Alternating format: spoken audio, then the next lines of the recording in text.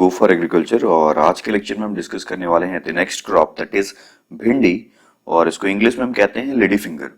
So guys, lecture में आगे बढ़ने से पहले मैं आपसे रिक्वेस्ट करना चाहूंगा कि अगर अभी तक आपने हमारे channel go for agriculture education को सब्सक्राइब नहीं किया है तो डू सब्सक्राइब आवर चैनल, जहाँ पे हमारे पास डिफरेंट कोर्सेज हैं। लाइक हमने हॉर्टिकल्चर यहाँ पे स्टार्ट किया हुआ है, आपके पास एग्रोनॉमी कोर्स है, एंटोमोलॉजी है, आप आईपीएम पढ़ सकते हैं, माइक्रोबायोलॉजी है, डिफरेंट कोर्सेज हैं। तो मैं आपको बोलूंगा इवन आपको कई हमारे जो इंपॉर्टेंट बुक्स हैं, जैसे अरुण कात्यान की एक सीरीज हम चलाते हैं जहाँ पे हमने एमसीक्यूज डिस्कस किया हुआ है और हमने फर्स्ट पार्ट कंप्लीट कर लिया अरुण कात्यान का, तो आप सेकंड बुक के भी रेगुलर वीडियोस जो है आप देख सकते हैं। सो गाइस, बस यही है। आगे बढ़ने से पहले आपसे यही रिक्वेस्ट करूंगा कि आप हमारे चैनल को जरूर सब्सक्राइब करें, अपने फ्रेंड्स के साथ भी शेयर करें ताकि उनको भी जो फ्री लेक्चर्स हैं ईजिली अवेलेबल हो पाए और हमारे लिए भी ये चीज़ें अच्छी हैं कि हम भी बहुत फास्टली ग्रो कर पाएंगे आपके सपोर्ट से।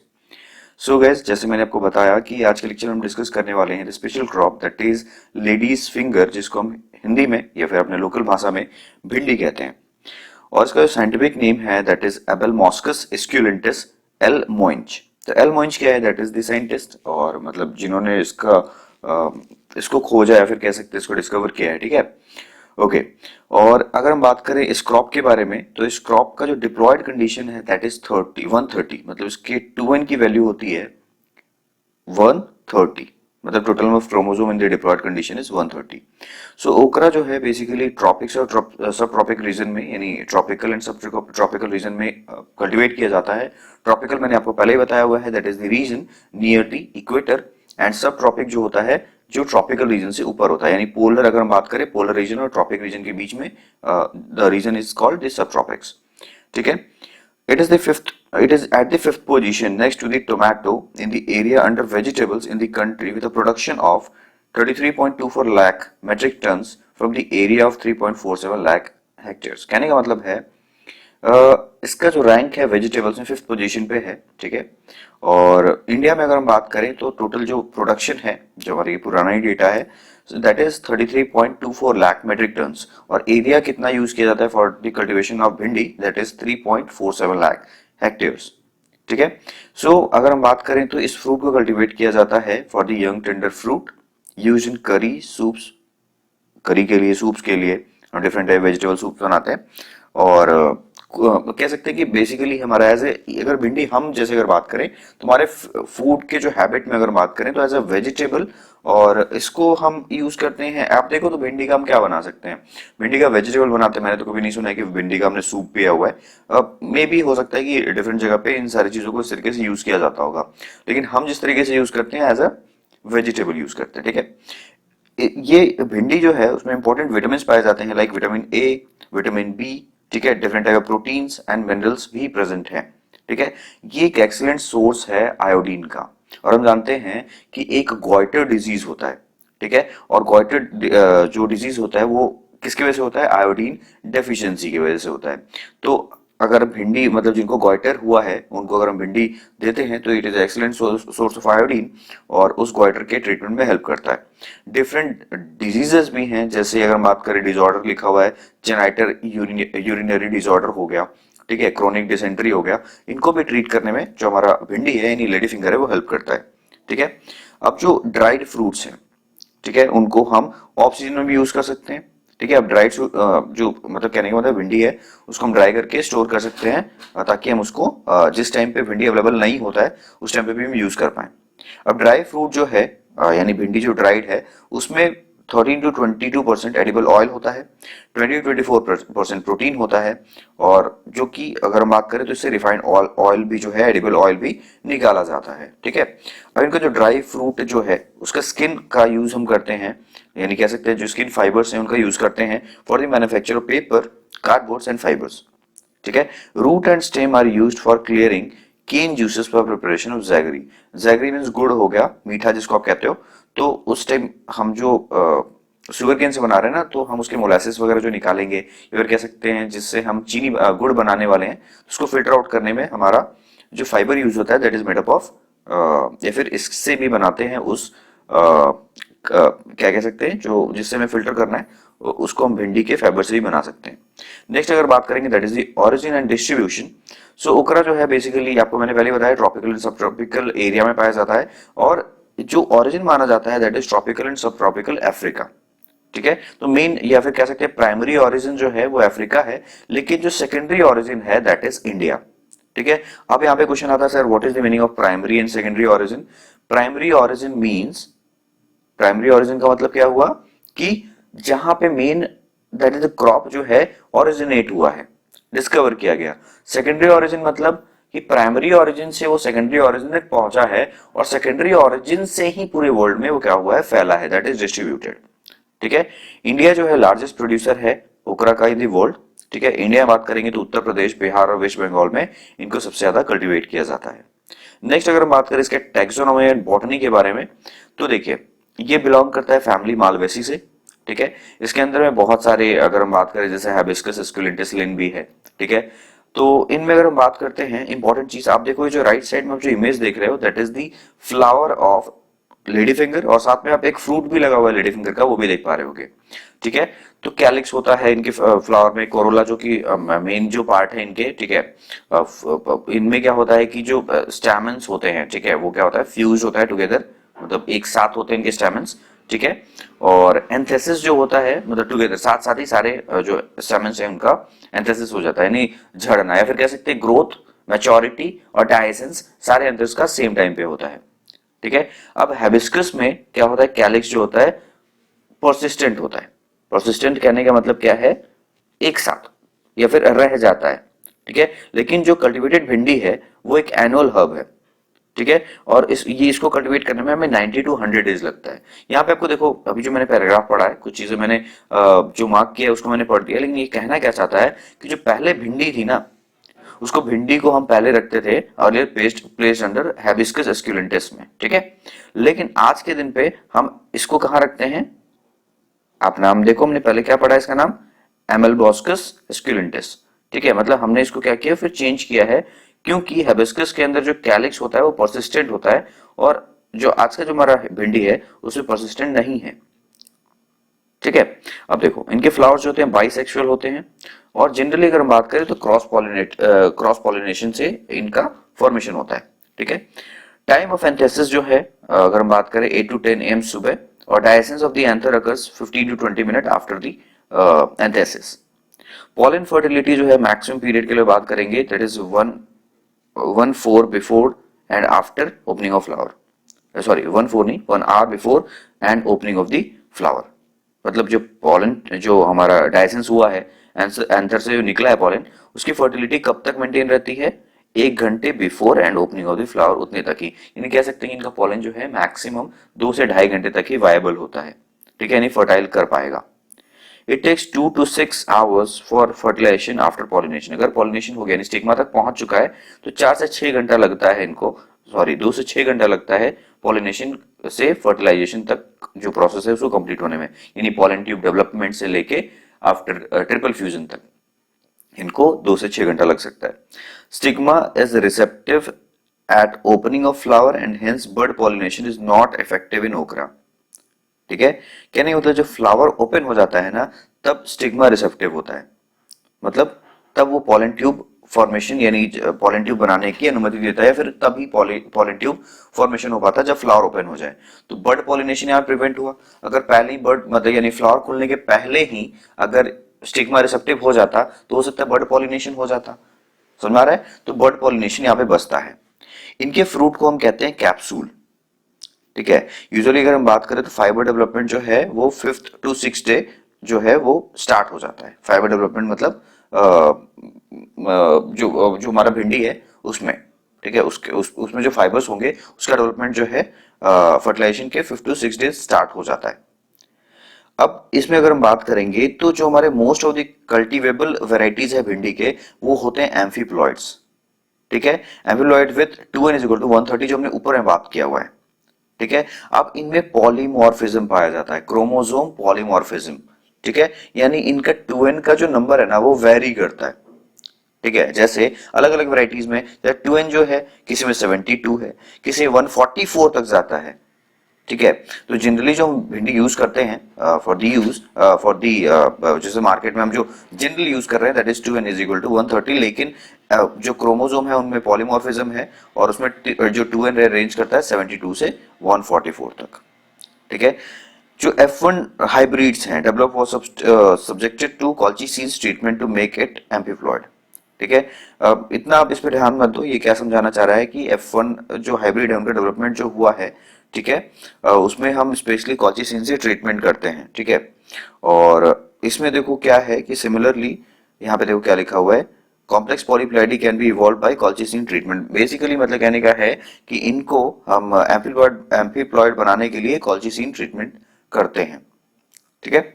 ओके, नेक्स्ट अगर हम बात करते हैं कि क्रॉप इंप्रूवमेंट के बारे में, तो सबसे बड़ा एक डिजीज है, इसमें हम नीचे पढ़ने वाले भी हैं इनके डिसऑर्डर्स डिजीज में, yellow vein Mosaic virus, short form में कहते हैं YVMV।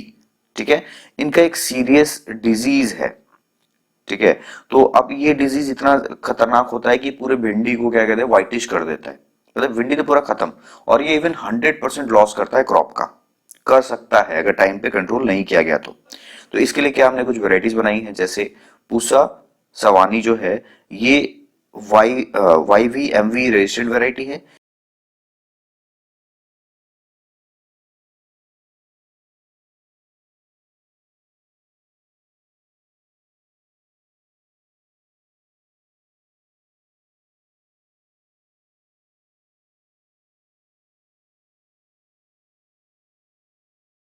इसको कल्टीवेट करना चाहिए ताकि हम येलो वेन मोजाइक वायरस जो है उससे बच पाए।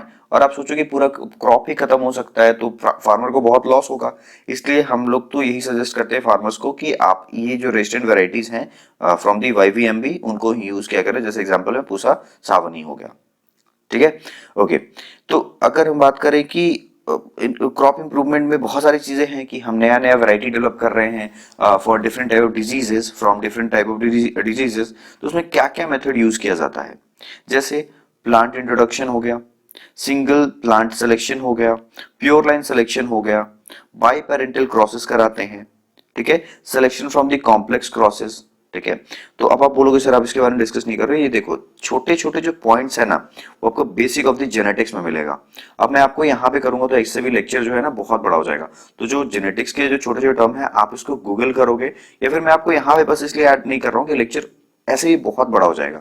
अगर मैं छोटे छोटे जैसे डायसेंस हो गया, एंथेसिस हो गया, इन सारे टर्म्स को अगर डिस्कस यहाँ करने लग गया तो बहुत प्रॉब्लम हो जाएगी, मतलब लेक्चर्स बहुत बड़े बड़े हो जाएंगे, लंबे हो जाएंगे। सो ऐसे छोटे छोटे टर्म्स के लिए आप हमारे बेसिक लेक्चर्स को भी देख सकते हो, और नहीं तो आप ऐसे कर सकते हो कि आप इसको गूगल पे छोटे छोटे वर्ड्स करोगे ना तो आपको बहुत ईजिली ये सारी चीजें मिल जाएंगी। ठीक है। वैसे हम तो लेक्चर्स में कवर करते ही हैं, लेकिन ऐसे हर क्रॉप में मैं आपको बार बार डायसेंस और एंथेसिस वर्ड्स हो गए तो ये सारी चीजें नहीं बताऊंगा। ठीक है। तो अब देखो जैसे इंपॉर्टेंट अगर हम बात करें, इंपॉर्टेंट कुछ वेराइटीज हैं, तो जैसे यहाँ पे लिखा हुआ है हिसार उन्नत, प्रभानी क्रांति, ये बहुत अच्छी अच्छी वेराइटीज हैं ऑफ दी भिंडी। आया समझ में। अब एक यहाँ पे देखो लिखा हुआ है कि MDU1, ठीक है, and Punjab 8 way developed through mutation breeding using gamma rays. ठीक है। तो गामा रेस क्या है, एक ऐसा हाई एनर्जी रे है जिससे क्या कर सकते हैं, म्यूटेशन को इनिशिएट कर सकते हैं किसी सेल के अंदर में। बहुत एनर्जी होती है इनके साथ में, इनके रेस में। तो म्यूटेशन ब्रीडिंग करते हैं गामा रेस से, और हमने डेवलप किया है MDU1 एंड पंजाब 8 को भी इसी मेथड से। नेक्स्ट अगर हम बात करेंगे इंपॉर्टेंट वेराइटीज के बारे में, तो आप ये टेबल मैंने जैसे हर लेक्चर में दिया है, आप ये टेबल को रीड आउट कर सकते हो, और आप अपने हिसाब से आपको जो रिक्वायर्ड है एग्जामिनेशन के लिए आप उसको पढ़ लोगे। सो भिंडी की वेराइटीज जो हैं, अब किस बेसिस पे अगर हम बात करें तो उनकी growth habit, height of the plant, presence of purple pigmentation on the plant part, length, colour and number of ridges of fruits. Ridges किसको कह रहे हैं, अगर आप भिंडी को देखोगे, मान लो भिंडी को आप सामने से देख रहे हो और मतलब उसका क्रॉस सेक्शन काटोगे तो स्टार लाइक दिखता है, यानी इस पे रिजेस बने होते हैं। ठीक है। उन रिजेस के नंबर पे भी इनकी डिफरेंट डिफरेंट वेराइटीज हैं। तो यहाँ पे मैंने आपको टेबल दिया है जिसमें आप बहुत सारी वेराइटीज किस इंस्टीट्यूशन ने डेवलप किया है, उनके स्पेशल फीचर्स क्या है यहाँ पे मैंने मेंशन किया। और ये पीडीएफ जो है आपको कल जब ये लेक्चर अपलोड होगा, कल सुबह, अभी मैं आपको ये जो वीडियो है रात में रिकॉर्ड कर रहा हूँ, सो कल जब ये लेक्चर रिकॉर्ड सॉरी हम अपलोड करेंगे तो आपको वीडियो अपलोड होने के आधे घंटे बाद जो पीडीएफ है वो मिल जाएगी ग्रुप में। तो आप ये वाला जो टेबल है आप उसको वहां से भी पढ़ सकते हो। ठीक है। सो इंपॉर्टेंट वेराइटीज का जो एक टेबल है मैंने यहाँ पे दे दिया है। नेक्स्ट अगर हम बात करेंगे that is the exploitation of hybrid vigour, तो इसमें क्या इंपॉर्टेंट है देखो, हाइब्रिड विगर मैंने पहले ही बातें करी हुई हैं, जिसको हम लोग हेटेरोसिस भी कहते हैं, ठीक है। तो बहुत सारे, अब हम हेटेरोसिस कह सकते हैं, हाइब्रिड के बारे में बात कर रहे हैं, तो बहुत सारी पब्लिक और प्राइवेट सेक्टर कंपनीज हैं जो कि हाइब्रिड्स बना रहे हैं। और मोस्टली जो पहले हाइब्रिड्स बनाए जाते थे वो हैंड इमैस्कुलेशन से ही बनता था और हैंड पॉलिनेशन से ही बनता था, ठीक है। हैंड इमैस्कुलेशन मतलब हाथ से ही हमने स्टेमन्स काटे, ठीक है, हाथ से ही हमने पॉलिनेशन करा है। हाथ इन द सेंस हाथ से ही करेंगे, लेकिन हाथ इन द सेंस कहने का मतलब मैनुअली, कोई मशीन का हेल्प नहीं लिया हमने, ठीक है। तो पहले इस तरीके से किया जाता था। जैसे टीएनएयू में अगर हम बात करें तो F1 हाइब्रिड जैसे डेवलप किया गया CO2 एंड CO3, ठीक है। सबका स्पेशल फीचर दिया हुआ है। जैसे CO2 में अगर हम बात करेंगे तो फ्रूट्स उनके लंबे लंबे होते हैं, लाइट ग्रीन कलर के होते हैं, लेकिन वो ससेप्टेबल है YVMB डिजीज से, यानी वायरस से, मैंने ऊपर में आपको बताया है। CO3 क्या है, ये भी फ्रूट्स जो होते लंबे होते हैं, लाइट ग्रीन कलर के होते हैं, लेकिन ये हल्का रेजिस्टेंस शो करता है YVMB से, तो इसमें थोड़ा सा लॉस प्रीवियसली अगर बात करें CO2 से थोड़ा कम होगा। उसी तरीके से COBH एंड H1 है, ठीक है।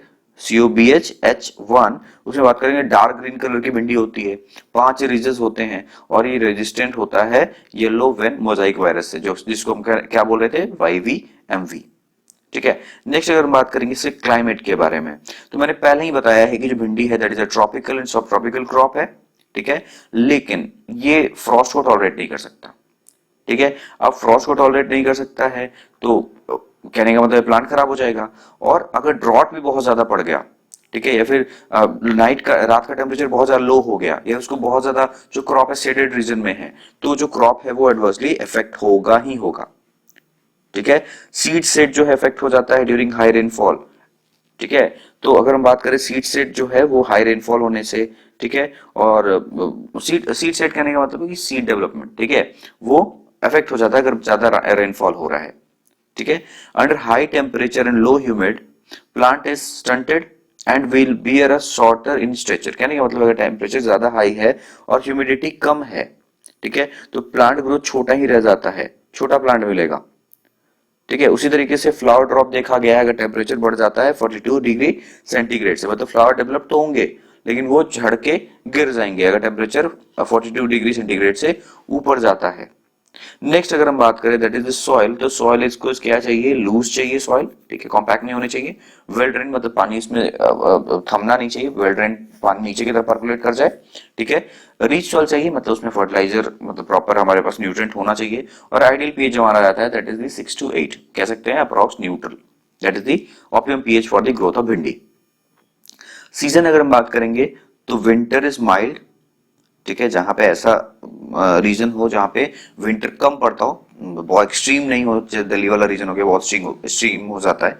जैसे हम कह सकते हैं, अगर हम कंपेयर करें तो आपको समझाने के लिए मैं कह सकता हूँ बॉम्बे का जो सीजन है ना, मुंबई का, दैट इज विंटर वहां माइल्ड पड़ता है, तो वो ऐसे रीजन में अगर हम बात करें तो भिंडी वहां पे सालों भर लगाया जा सकता है। लेकिन अगर हम बात करें नॉर्थ में, तो नॉर्थ में तो बहुत कोहरा होता है, फ्रॉस्ट पड़ता है, तो हम वो ठंडे वाले टाइम पे नहीं लगा पाते हैं, बहुत ज्यादा जब फ्रॉस्ट पड़ता है, तो इसीलिए हम 2 ही क्रॉप एक साल में नॉर्थ इंडिया में हम ग्रो करा पाते हैं, ठीक है। अगर हम खरीफ क्रॉप में बात करेंगे तो सीड को सोइंग की जाती है मई जुलाई में, मतलब मई टू जुलाई में, और स्प्रिंग समर क्रॉप अगर बात करेंगे तो वो फरवरी मार्च में हम करते हैं, ठीक है। अगर hills of the north India में बात करेंगे तो मार्च अप्रैल में भी उसकी क्या कह सकते हैं, हम सोइंग करते हैं। सीड रेट अगर हम बात करेंगे तो सीड रेट तो ऑब्वियसली डिपेंड करेगा वैरायटी पे, लेकिन अगर ड्यूरिंग समर बात करते हैं, एक कोई स्पेसिफिक वैरायटी अगर हम पकड़ लेते हैं तो during summer vegetative growth is relatively less. अगर समर के टाइम पे अगर हम बात कर रहे हैं तो वेजिटेटिव ग्रोथ जो है, लीव्स वगैरह जो होंगे कम होंगे, and seeds are sown in a closer spacing, यानी गर्मी के दिन में अगर आप लगा रहे हो तो जो हमारे लीव्स वगैरह हैं वो कम होंगे, तो हम करीब करीब भी प्लांट को, मतलब जो स्पेसिंग है वो 45 इंटू 20 सेंटीमीटर भी रख सकते हैं, या फिर से थोड़ा कम भी रख सकते हैं, और उस टाइम जो सीड रेट रिक्वायर्ड होगी that is 18 to 20 KG per hectare, ठीक है। लेकिन खरीफ टाइम पे बात करते हैं, ठीक है, उस टाइम पे ब्रांचिंग ज्यादा होगा, ठीक है। तो ब्रांचिंग जब ज्यादा होगा तो हमें क्रॉप जो है थोड़ा ज्यादा दूर दूर लगाना पड़ेगा, और डिस्टेंस देखो पहले क्या था 45 इंटू 20, अब क्या है 16 to 30 सेंटीमीटर, ठीक है, ये हो गया। और अगर मतलब जिनमें ब्रांचिंग हो रहा है और जिनमें ब्रांचिंग कम हो रहा है नॉन ब्रांचिंग टाइप में, that is 45 into 30 centimetre. Seed rate अगर हम बात करें तो वो रिकमेंड किया जाता है 8 से 10 केजी फॉर दी, जिनमें ब्रांचेस ज्यादा हो रहे हैं, फिर कह सकते हैं जिनको हमने खरीफ क्रॉप के टाइम पे लगाया हुआ है, मतलब खरीफ सीजन में हम लगाया है, तो उसमें 8 से 10 KG of the seed required for per hectare of the land. ठीक है, नेक्स्ट बात करेंगे लैंड प्रिपरेशन एंड सोइंग के बारे में। तो इसके लिए हमें चाहिए फाइन प्लो, सॉरी फाइन टिल्थ। तो फाइन टिल्थ के लिए हमें क्या करना पड़ेगा, 3 से 4 बार क्या करना पड़ता है, प्लोइंग करनी पड़ती है। रीजेस एंड फरो बनाते हैं या फिर हम रेज्ड बेड्स पे बना सकते हैं। ठीक है, मतलब थोड़ी सी जमीन को उठा के हम बेड्स बना सकते हैं, वहां पे भी हम इस चीज को लगा सकते हैं। इसमें जो सोइंग मेथड है that we use is dibbling. Dibbling मतलब क्या हुआ कि मिट्टी में हम एक रेगुलर इंटरवल पे हम स्टिक से क्या करते हैं, हम छेद बनाते जाते हैं, उसमें सीड डाल के, इवन हम 2 सीड्स डालते हैं पर होल, और उस होल को नॉर्मली हाथ से कवर कर देते हैं। ठीक है, अगर हमें अच्छा जर्मिनेशन देखना है समर के टाइम पे, तो हम बेसिकली 6 से 12 घंटा पहले सोइंग के इस सीड्स को हम वाटर में क्या कर सकते हैं, सोक कर सकते हैं। ठीक है, okay. Next is the manuring and fertiliser application. तो अभी से सारे क्रॉप में आप देखते हो 20 से 25 टन ऑफ द FIM हमें चाहिए रहता है। ठीक है, कंपोस्ट डालते हैं बेसल डोज में एट द फाइनल प्लोइंग। ठीक है, नाइट्रोजन बात करें दैट इज 150 केजी। फॉस्फोरस बात करेंगे, और अगर हम बात करें पोटेशियम दैट इज मतलब 50-50 केजी। ठीक है, सॉरी 150-50 केजी यूज करना है। ठीक है, अगर स्पेशली बात किया गया तो मैंने आपको बताया था ना, पूसा सावनी जिसको हमने बोला था, जो मोजाइक वायरस है उससे क्या करता है, वो प्रिवेंट करता है, यानी वो थोड़ा सा रेजिस्टेंट है। तो एनपीके रिकमेंडेशन जो है वो भी स्टेट टू स्टेट वेरी करेगा, वैरायटी टू वैरायटी वेरी करने वाला है। ठीक है, ये सारी चीजें वेरी करती हैं, लेकिन इसमें इंपॉर्टेंट क्या है, जो नाइट्रोजन हम डाल रहे हैं 150 केजी, ठीक है, 1/3 ऑफ द नाइट्रोजन जो है उसको हमें पहले डालना है, बताया एज अ बेसल डोज में।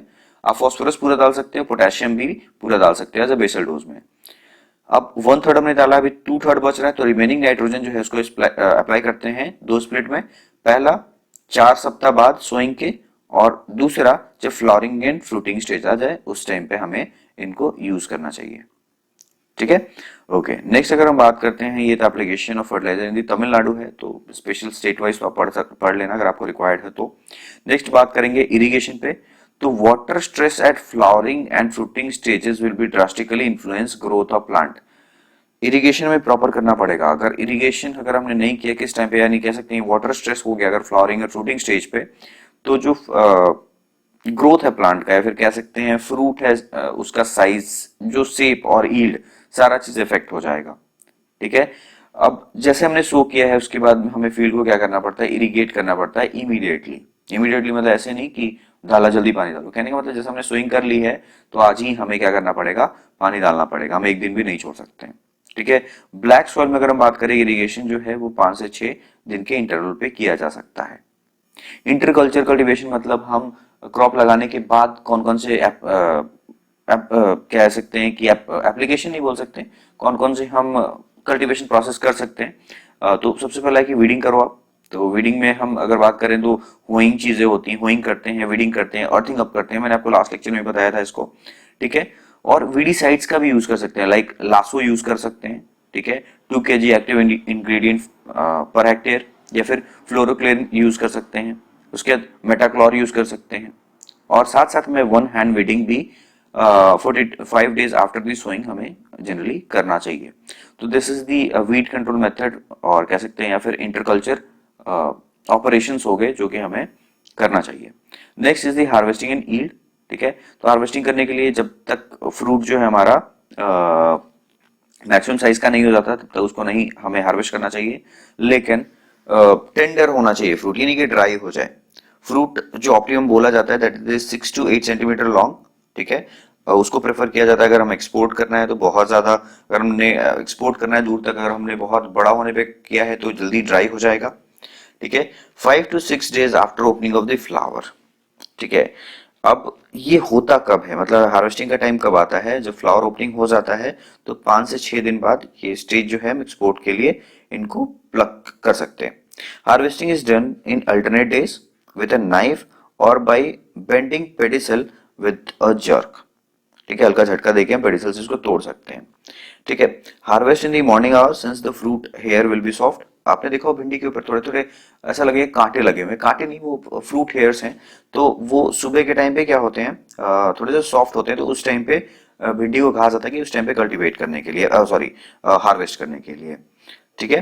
नेक्स्ट अगर बात करते हैं पोस्ट हार्वेस्ट मैनेजमेंट के बारे में, तो हमने जब भिंडी को तोड़ लिया है तो उसको जूट बैग या फिर बास्केट्स में या फिर परपोलेटेड पेपर कार्टन्स में हम उनको क्या करेंगे, रखेंगे। लेकिन उससे पहले हमें क्या करना पड़ेगा, हमें वाटर को स्प्रिंकल करना पड़ेगा सारे वेजिटेबल के ऊपर में।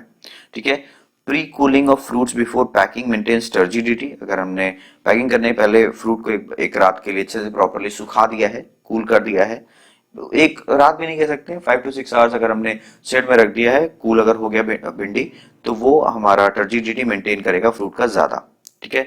ईल्ड में अगर हम बात करें तो अब हमारे पास स्प्रिंग समर क्रॉप है और खरीफ क्रॉप है। तो स्प्रिंग समर क्रॉप का जो हार्वेस्ट होता है that is 6 to 8 ton per hectare, और अगर हम खरीफ क्रॉप में बात करेंगे तो 10 to 13 ton per hectare of the fruit हमें मिलता है। पेस्ट एंड डिजीज में बात करें तो सबसे पहले तो यही इंपॉर्टेंट है, मैंने आपको पहले बताया, yellow vein Mosaic virus disease जो है बहुत सीरियस डिजीज है भिंडी का।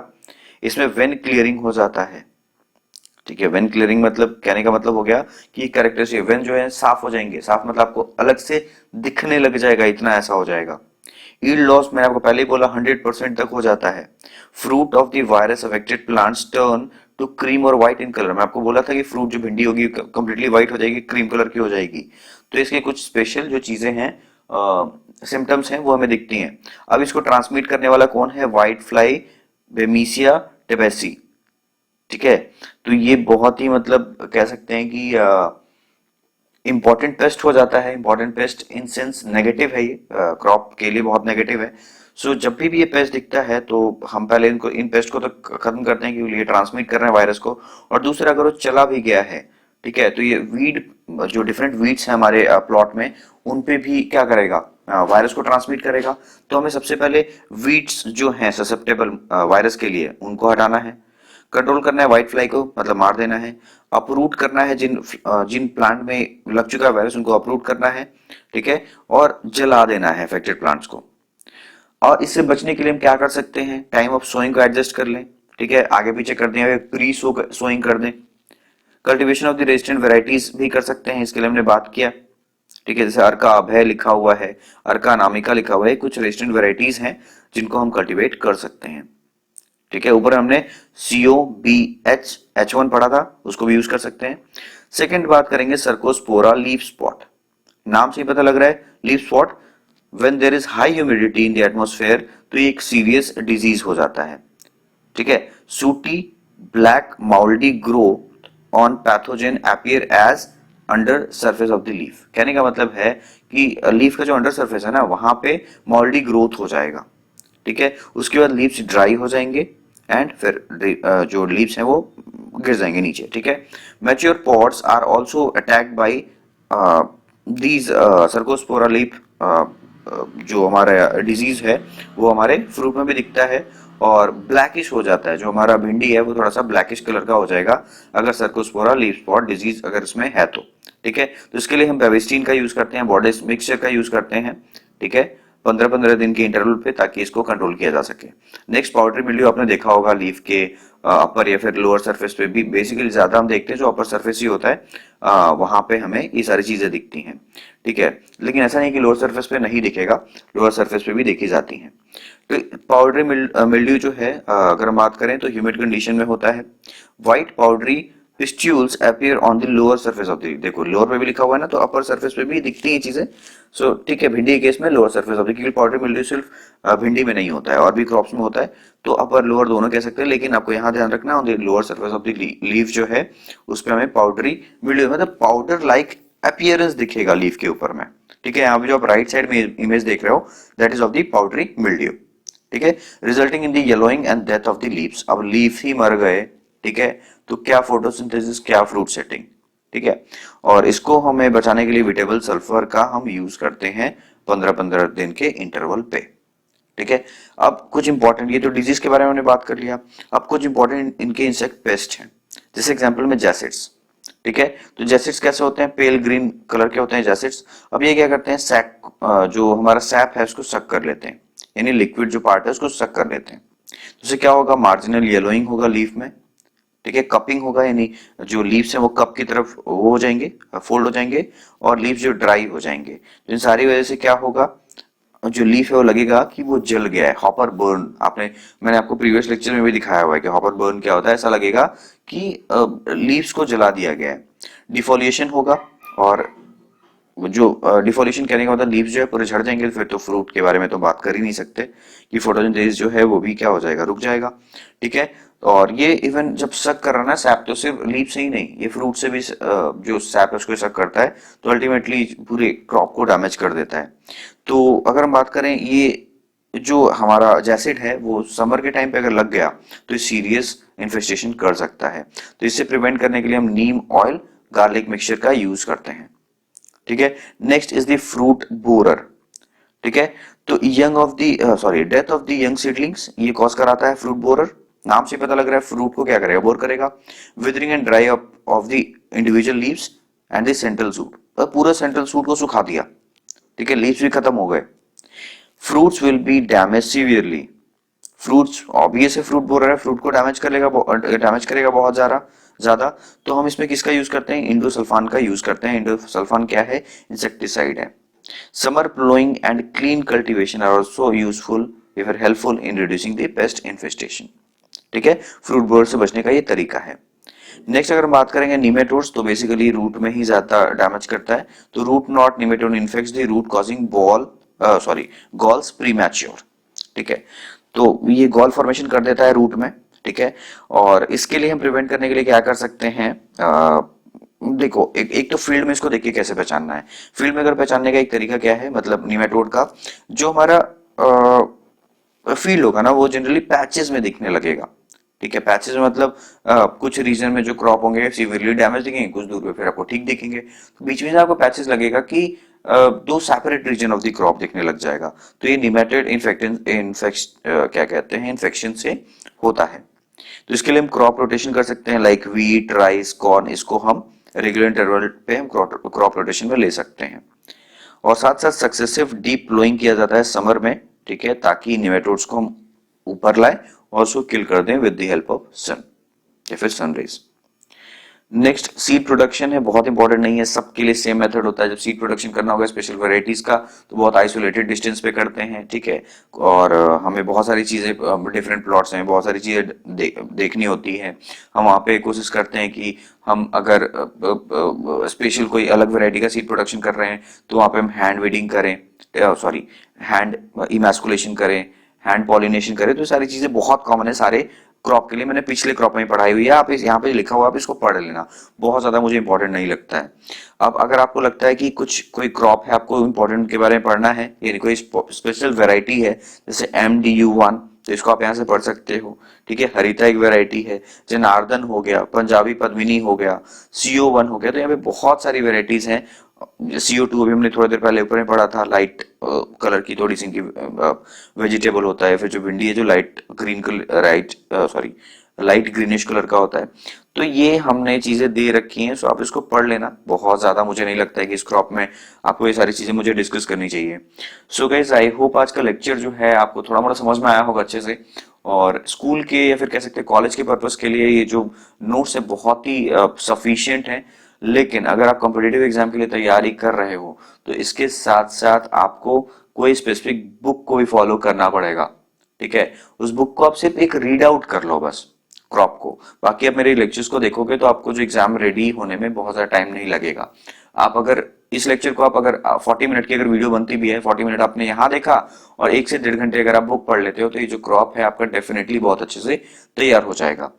और गाइज अगर अभी तक आपने इस लेक्चर को देखा है तो मैंने अभी फिर से 5 क्वेश्चंस दिए हैं, आप इसको सॉल्व कीजिए और आप जो हमारे कमेंट सेक्शन में आंसर्स कीजिए।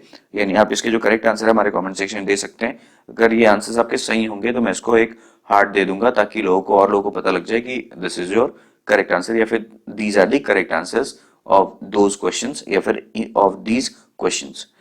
सो गाइस आई होप आज का लेक्चर क्लियर है। किसी को डाउट है तो आप हमारे कमेंट सेक्शन में पूछिए। एंड गैस फिर से रिक्वेस्ट करूंगा कि अगर अभी तक आपने हमारे चैनल को सब्सक्राइब नहीं किया है, do subscribe, go for agriculture education. और मिलते हैं नेक्स्ट लेक्चर में। Bye bye.